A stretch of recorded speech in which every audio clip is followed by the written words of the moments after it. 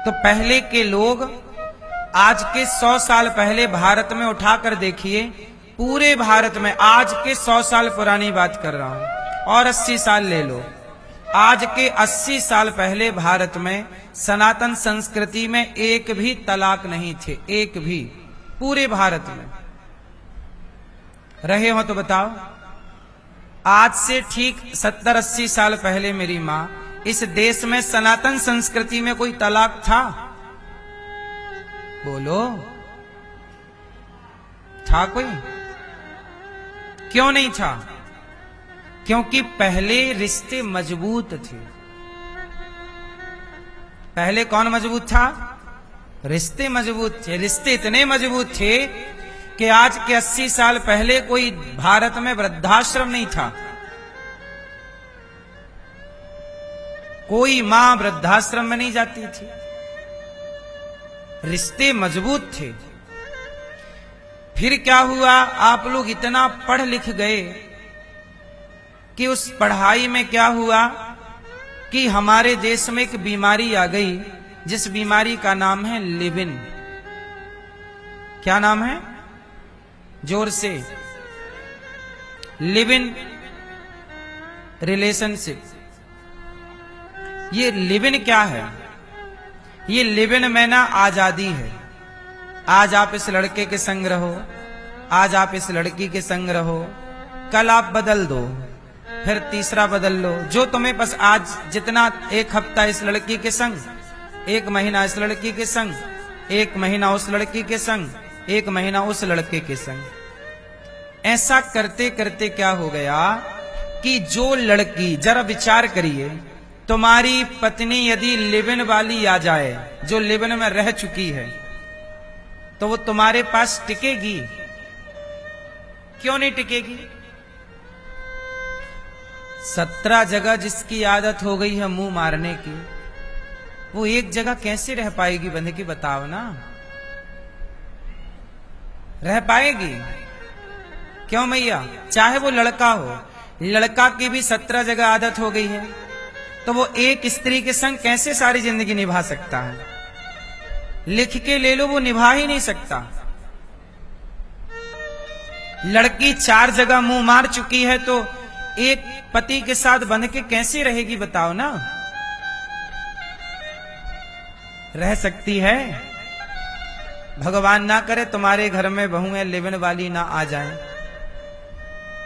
और मार्केट में आज वही है ज्यादा, कुछ परसेंट छोड़ दीजिए, बस अच्छे लोग भी हैं संसार में।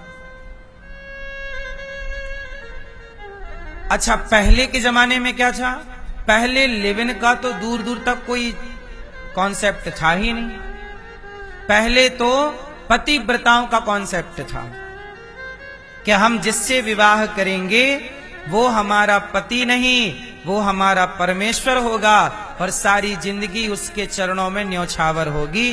उस पति के सिवा कोई दूसरा पुरुष ना होगा, और पुरुष भी विवाह के बाद पत्नी जैसी है, बस उसी के संग, गोरी है, काली है, लंबी है, ठिगनी है, उसी के संग गुजारा है। पराई औरत के बारे में सोचना भी नहीं है। सीधा सा काम था पहले। सही है? इसलिए पहले के लोग बुढ़ापे तक ले गए अपनी जिंदगी। अब अपनी जो जनरेशन है, मेरी और आपकी, मेरी, अब मतलब जो आज वर्तमान में 30 साल के हैं, 35 साल के हैं, मैं इनकी बात कर रहा हूं। आप लोगों तक ये, आपकी पीढ़ी वो अंतिम पीढ़ी है जिन्होंने पहले लिव इन नहीं देखा। जैसे हम लोगों ने अपने स्कूल टाइम पे लिव इन नहीं देखा, हम लोगों के टाइम पे लिव इन जैसा कॉन्सेप्ट था ही नहीं, इसलिए हम लोगों को भगवान ने बर्बाद होने से बचा लिया। लेकिन आज की जो पीढ़ी तैयार हो रही है, इनके सामने तो खाई है। क्या है? पूरी खाई है। फिसलने की 99% संभावनाएं हैं। इसलिए पहले मोबाइल, टीवी ना होने से पत्नी पंखा झलकाती थी, पति भोजन करता था, दोनों के रिश्ते मजबूत थे, कभी सोच भी नहीं सकते थे कि मैं आपको छोड़ सकती हूं या मैं तुझे छोड़ सकता हूं। माँ बाप को तो वृद्धाश्रम में छोड़ने की सोचना भी कठिन था, लेकिन आज इतने आसानी से रिश्ते तोड़ दिए जाते हैं जैसे तिनका तोड़ दिया जाता है। एक तिनका उठाइए और तोड़ दीजिए, ऐसे आजकल रिश्ते तोड़े जाते हैं तिनके की तरह। बोलो हाँ, क्यों? क्योंकि आज की आधुनिकता ने आपको यही सिखाया है।